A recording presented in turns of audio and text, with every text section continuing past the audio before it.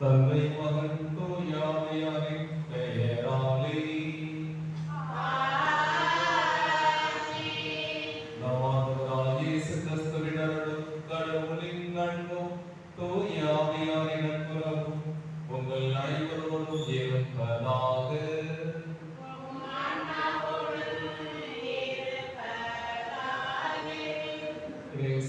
பிரியமான சகோதர சகோதரிகளே, கிறிஸ்து பிறப்பு விழாவை கொண்டாட இருக்கின்ற நாம் இறை தந்தையினுடைய குரலுக்கு செவிமடுக்க வேண்டும் என்பதை இன்றைய வாசகங்கள் நமக்கு அழைப்பாக முன்வைக்கின்றன. ஆண்டவர் கொடுக்கின்ற அழைப்பை ஏற்றுக்கொள்கின்ற நாம் அதன்படி செயல்பட வேண்டும். அவருக்கு ஆம் என்று நாம் சொல்லிவிட்டு அதை செயல்படுத்தாமல் இருக்கக்கூடாது என்பதை இன்றைய வாசகங்கள் நமக்கு உணர்த்துகின்றன. எனவே நம்முடைய வாழ்வில் இறைத்தந்தையினுடைய குரலுக்கு நாம் செவிசாய்த்து அதன்படி நடக்க நாம் ஏற்றுக்கின்றோமா என்பதை உணர்ந்து அதற்கான அருளை இந்த வழியில் நாம் கேட்போம். இன்றைய திருப்பலியானது டிஓசிஓ ஆண்டனி பேரிமொழி ஆகாஷ் விகாஸ் குடும்பத்தில் இறைவன் செய்த அனைத்து நன்மைகளுக்கு நன்றியாக தொடர்ந்து உடல் நலம் வேண்டியும், பெங்களூரு சதீஷ் அகஸ்டின் ஜூலி குடும்பத்தினர் இறைவன் செய்த அனைத்து நன்மைகளுக்கு நன்றியாக சதீஷ் அவர்களுடைய பயணம் நன்றாக அமைய வேண்டும் என்றும், டிஓசி ரோட் ஆண்டனி பேரிமொழி குடும்பத்தில் மறைந்த தனிஸ்லாஸ் ஜெயசேலி ஆன்மாவுக்கு இறைவன் தெளிவாற்றை தந்தருள வேண்டும் என்று இவ்வழியை நாம் கொடுத்து செல்கிறோம். வழியில் தூய வரை நிகழ்வுகளை கொண்டாட நாம் தகுதி பெறுவோம். நாம் பாவங்களை ஏற்றுக்கொள்வோம். எல்லாம் அந்த இறைவனிடமும்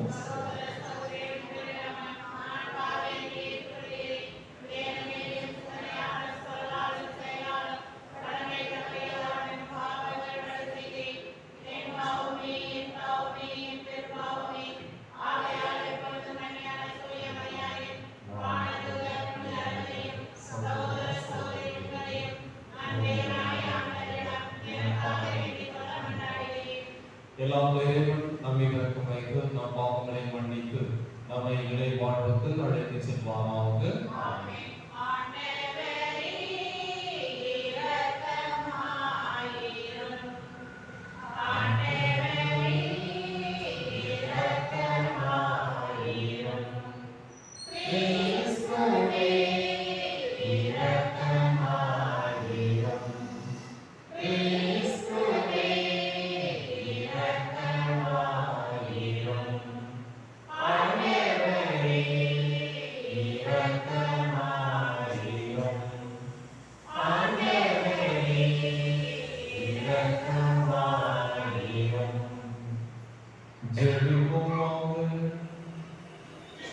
இறைவா, உம்முடைய திருமகன் வழியாக நீர் எங்களை புதுப்படைப்பாக்கியுள்ளி உம் இரக்க செயல்கள் திருமகனின் வருகை ஆகியவற்றை முன்னிட்டு எங்களை கனிவுடன் கண்ணோக்கி அருளும். எங்கள் பழைய வாழ்வின் வாசல்கள் அனைத்தில் இருந்தும் எங்களை தூய்மைப்படுத்துவீராக. எங்கள் ஆண்டவராகிய கிறிஸ்து வழியாக உம்மை மன்றாடுகிறோம்.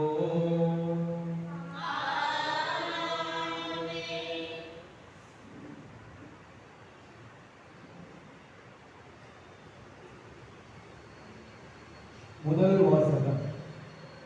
மெசியாவின் மீட்பு எளியவர் அனைவருக்கும் வாக்களிக்கப்படுகிறது. இறைவாக்கினர் சகானியா நூலிலிருந்து வாசகம். பிரிவு 3, இறை வார்த்தைகள் 1, 2 மற்றும் 9 முதல் 13 முடிய. ஆண்டவர் கூறுகிறார், கலகம் செய்ததும் தீட்டுப்பட்டதும் மக்களை ஒடுங்கியதுமான நகருக்கு ஐயோ கேடு.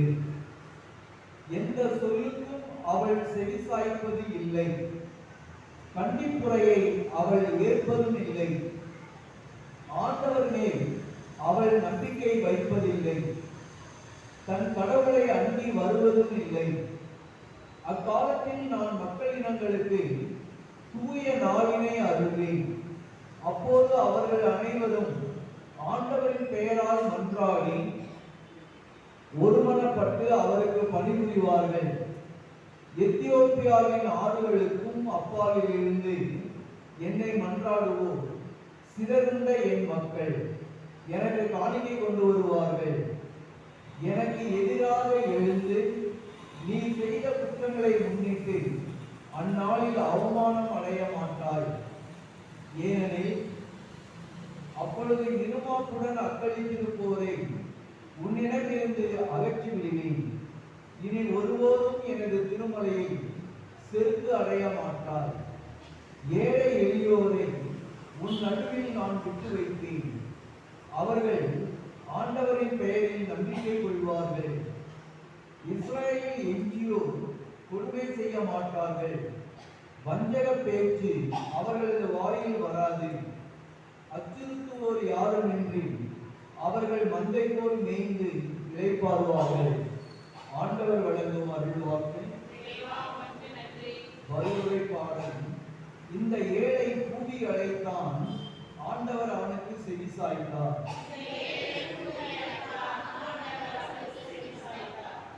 ஆண்டவரை நான் எக்காலமும் போற்றுவேன். அவரது புகழ் எப்பொழுதும் என் நாவில் ஒலிக்கும். நான் ஆண்டவரை பற்றி பெருமையாக பேசுவேன். எளியோர் இதை கேட்டு அக்களிப்பர். பல்லவி. அவரை நோக்கி பார்த்தோர் மகிழ்ச்சியாலும் விழித்தனர். அவர்கள் முகம் அவமானத்திற்கு உள்ளாகவில்லை. இந்த ஏழை கூவி அழைத்தான், ஆண்டவர் அவனுக்கு செவிசாய்த்தார். அவர் எல்லா நெருக்கடியில் நின்றும் அவனை விடுவித்து காத்தார். பல்லவி. ஆண்டவரின் முகமோ தீமை செய்வோருக்கு எதிராக இருக்கின்றது. அவர் அவர்களின் நினைவை உலகில் அற்றுப்போக செய்வார். நீதிமான்கள் மன்றாடும் போது ஆண்டவர் செவிசாய்க்கின்றார். அவர்களை அனைத்து இடுக்கண்களில் இருந்தும் விடுவிக்கின்றார். பல்லவி.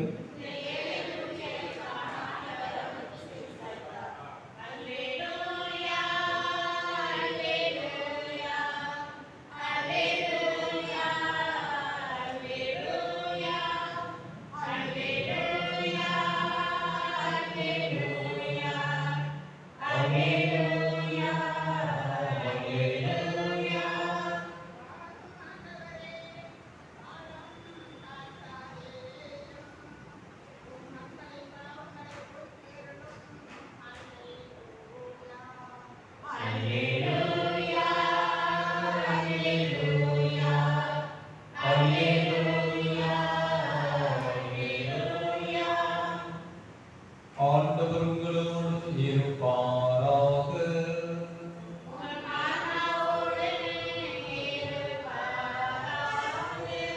மத்தேயு எழுதிய தூய செய்தியிலிருந்து வாசகம்.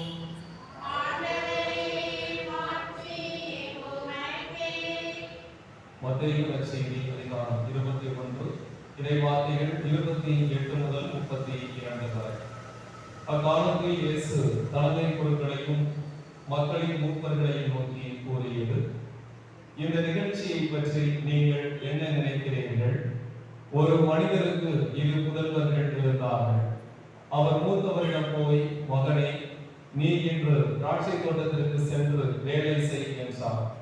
அவர் மறுமொழியாக, நான் போக விரும்பவில்லை என்றார். ஆனால் பிறகு தம் எண்ணத்தை மாற்றிக்கொண்டு போய் வேலை செய்தார். அவர் அடுத்த மகனிடமும் போய் அப்படியே சொன்னார். அவர் மறுபடியாக, நான் போகிறேன் ஐயா என்றார். ஆனால் போகவில்லை. இவ்விருவரில் எவர் தந்தையின் விருப்பப்படி செயல்பட்டவர் என்று கேட்டார்.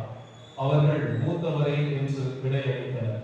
இயேசு அவர்களிடம், வரி கட்டுவோரும் இளைமகளிரும் உங்களுக்கு முன்பாகவே இறையாட்சிக்கு உட்படுவர் என உறுதியாக உங்களுக்கு சொல்கிறேன். ஏனெனில் யோவான் நீதி நெறியை காட்ட உங்களிடம் வந்தார், நீங்களோ அவரை நம்பவில்லை. மாறாக வரி கட்டுவோரும் இளைமகளிரும் அவரை நம்பினர். அவர்களை பார்த்த பின்பும் நீங்கள் உங்கள் எண்ணத்தை மாற்றிக்கொள்ளவும் இல்லை, அவரை நம்பவும் இல்லை என்றார். ஆண்டவரின் அருள்வாக்கு.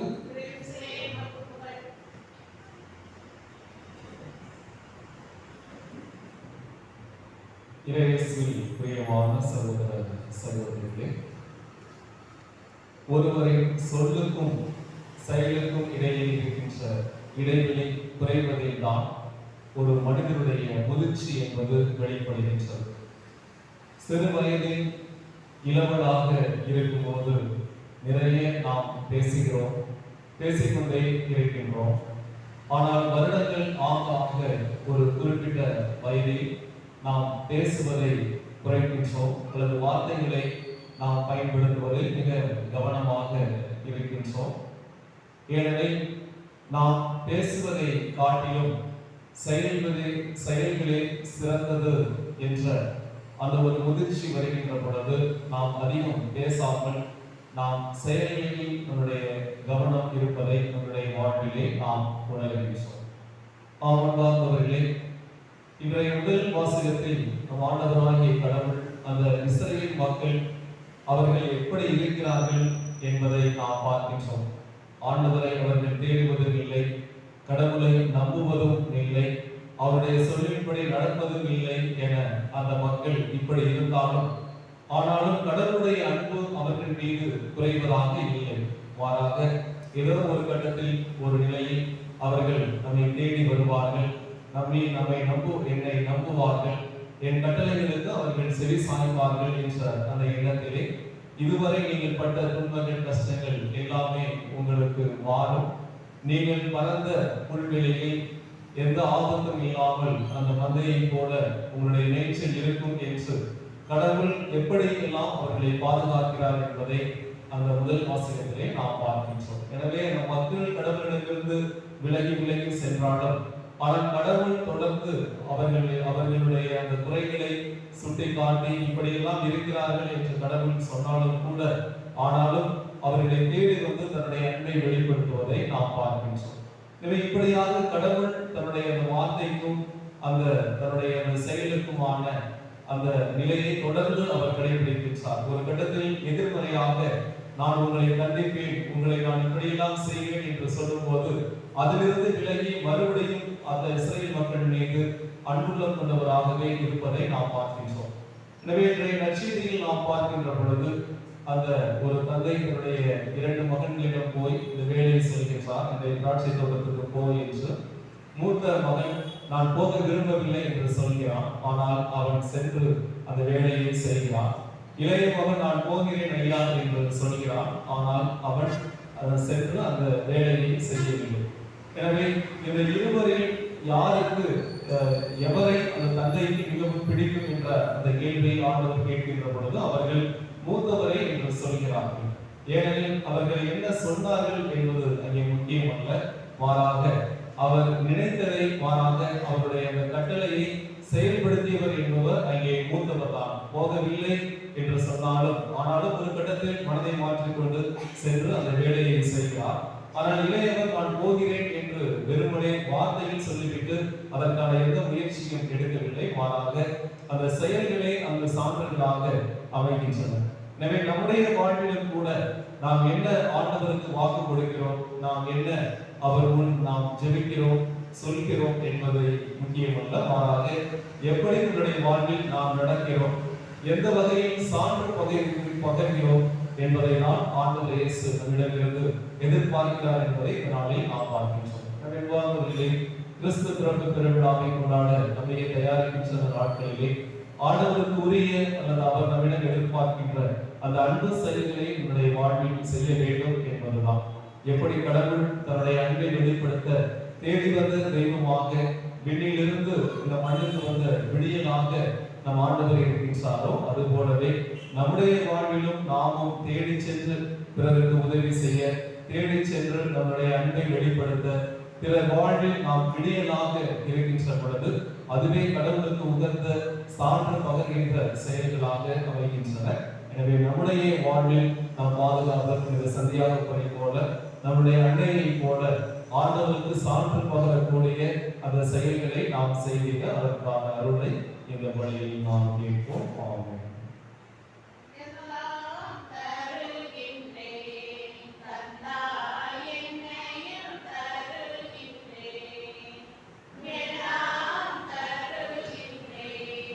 Thank you.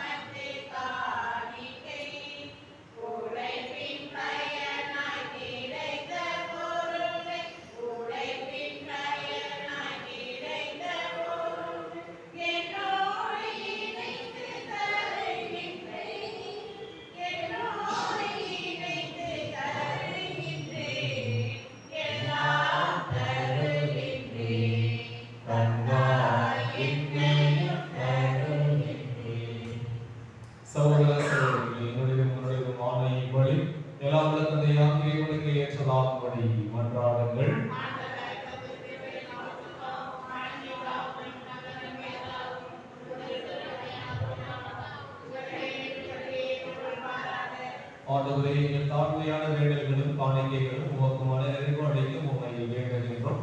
உம்மிடம் அன்றாட பொதுவான தகுதியற்ற எங்களுக்கு உமது அருளினால் உமது இரக்கத்தின் பாதுகாப்பை அருள்வீராக. எங்கள் ஆண்டவராகிய கிறிஸ்து வழியாக உம்மை மன்றாடுகின்றோம். ஆண்டவர் உங்களோடு இருப்பாராக. இதயங்களை மேலே எழுப்புங்கள். நம் இறைவனாகிய ஆண்டவருக்கு நன்றி கூறுவோம். ஆண்டவரை தூயவரான தம்மை என்றுமுள்ள எல்லாம் வல்ல இறைவா, எங்கள் ஆண்டவராகிய கிறிஸ்து வழியாக எந்நாளிடத்திலும் நாங்களும் உமக்கு நன்றி செலுத்துவது மெய்யாகவே தகுதியும் நீதியும் ஆகும். எங்கள் கடமையை மீட்புக்கு உரிய செயலுமாகும்.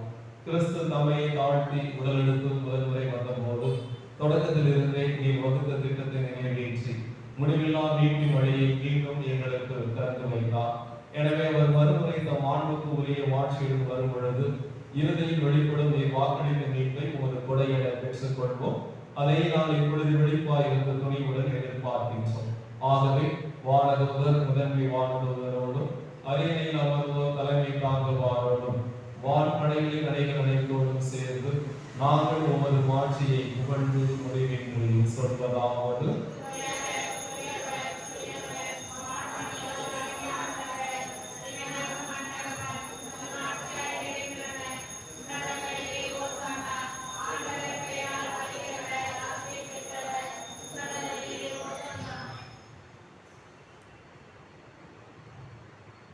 ஆண்டவரே, நீர்மையாகவே தூயவர், தூய்மை அனைத்துக்கும் போற்று. ஆகவே உம்முடைய ஆவியை பொழிந்து இக்காணிக்கைகளை தூய்மைப்படுத்த உம்மை வேண்டுகின்றோம். இவ்வாறு எங்கள் ஆண்டவர் இயேசு கிறிஸ்துவின் உடலும் இரத்தமுமாக எங்களுக்கு இவை மாறுமனமாக. அவர் பாடுபட உடன்படிந்து தம்மை கையளித்த போது அப்பத்தை எடுத்து செலுத்தி அதை விட்டு தாம் சீடர்களுக்கு அழைத்து கூறியதாவது. அனைவரும் இதிலிருந்து பெற்று உண்ணுங்கள், ஏனெனில் இது உங்களுக்காக கையளிக்கப்படும் என் உடல்.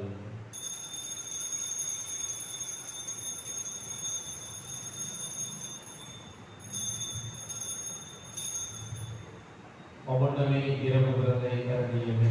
இந்நதியின் எடுத்து மீண்டும் உமக்கு நன்றி கூறி தாம் சீடர்களுக்கு அழைத்து அவர் கூறியதாவது.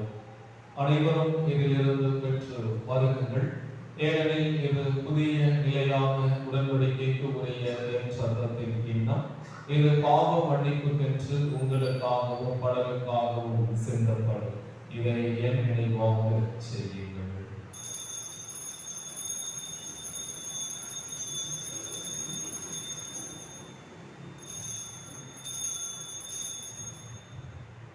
நம்பிக்கையின் மறைபொருள்.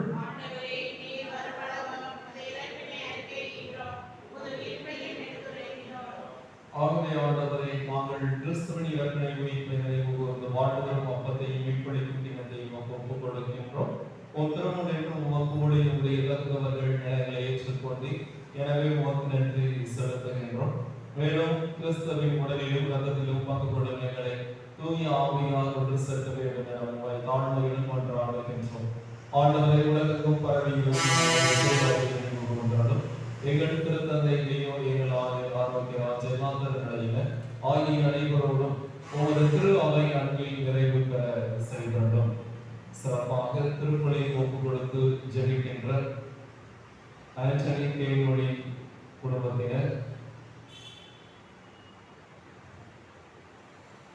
சதீஷ் அகஸ்டின் ஜோடி குடும்பத்தினர், இந்த குடும்பங்களை நிறைவாக ஆசீர்வதித்து நம்பிக்கையோடு இவர்கள் முன்வைக்கின்ற அனைத்து வேண்டுதல்களுக்கும் நேரத்தினாலும் பேரன்பினாலும் செவி சாய்ந்தவர்களும் உயர்ந்த நோக்குடன் கீழ் கொள்ளும் எங்கள் சகோதர சகோதரிகளையும் இறந்தோர் அனைவரையும் இரக்கத்துடன் நினைவுறுத்தும் ஒரு திரும்ப வழியிலேயே சொல்லணும்.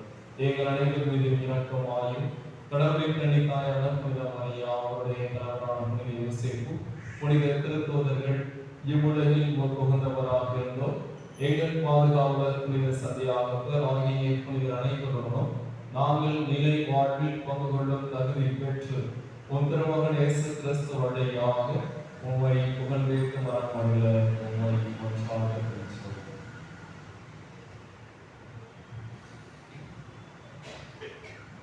இவர் வழியாக இவர் உம்முடைய இவரில் எல்லாம் வல்ல இறைவனாகிய தந்தையே, தூய ஆவியாரின் ஒன்றிப்பில் எல்லா புகழும் மாட்சியும் என்றென்றும் உமக்கு உரியதே.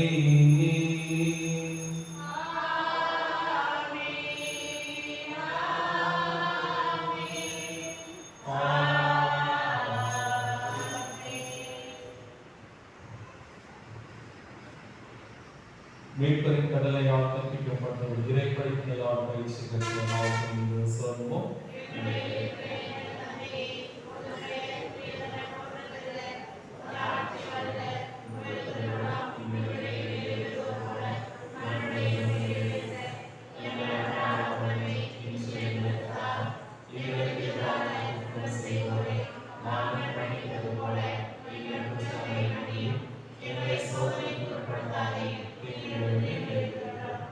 ஆண்டவரை தீமை அனைத்திலிருந்தும் எங்களை விடுவித்து எங்கள் வாழ்நாளில் அமைதியை கனிவுடன் அருள உம்மை மன்றாடுகின்றோம். முதலிரக்கத்தின் உதவியால் நாங்கள் பாவத்திலிருந்து எப்போது விடுதலை பெற்று யாவரும் கலக்கமும் சமமாய் இருப்போமாக. நாங்கள் எதிர்நோக்கி இருக்கும் பேரிடத்துக்காகவும் எம் மீட்பராகிய இயேசு கிறிஸ்துவின் வருகைக்காகவும் காத்திருக்கின்றோம். ஆண்டவரே இயேசு கிறிஸ்துவே, அமைதியை உங்களுக்கு விட்டுச் செல்கின்றேன், என் அமைதியை உங்களுக்கு அழைக்கின்றேன் என்று திருத்தூதர்களுக்கு உம்முடைய எங்கள் பாவங்களை பாராமல் உமது திரு அவையின் நம்பிக்கையை கண்ணோக்கி உமது திருவிழத்திற்கு ஏற்ப அதற்கு அமைதியை ஒற்றுமையும் அழைத்திருக்கலாம். என்றென்றும் வாழ்ந்து ஆட்சி செய்கின்றவர் நீரே. ஆண்டவருடைய அமைதி உங்களோடு என்றும் இருப்பதாக. ஒருவருக்கொருவர் அமைதியை பகிர்ந்து கொள்வோம்.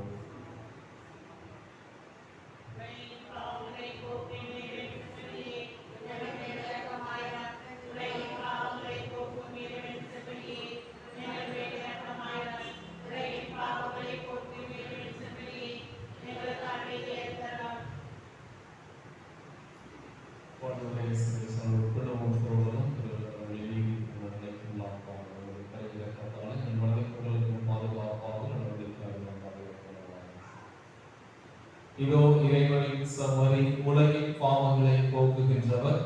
இந்த சமரியின் திருவிருந்தில் பங்கு கொள்ள அழைக்க பெற்ற நாம் அனைவரும் பேறு பெற்றோம்.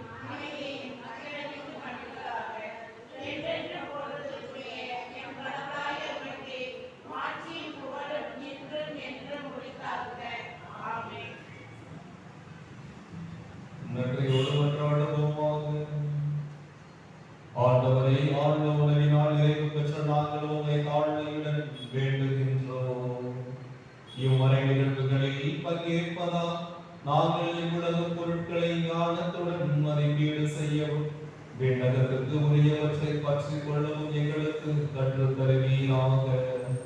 எங்கள் ஆண்டவராகிய கிறிஸ்து வழியாக உம்மை மன்றாடுகிறோம்.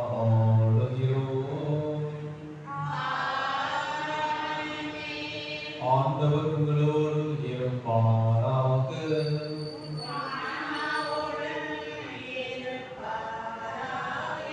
எல்லாம் வல்ல இறைவன் தந்தை மகன் தூய ஆவியார் நம் அனைவருக்கும் ஆசி அளிப்பாராக. சென்று வாருங்கள், திருப்பலி நிறைவு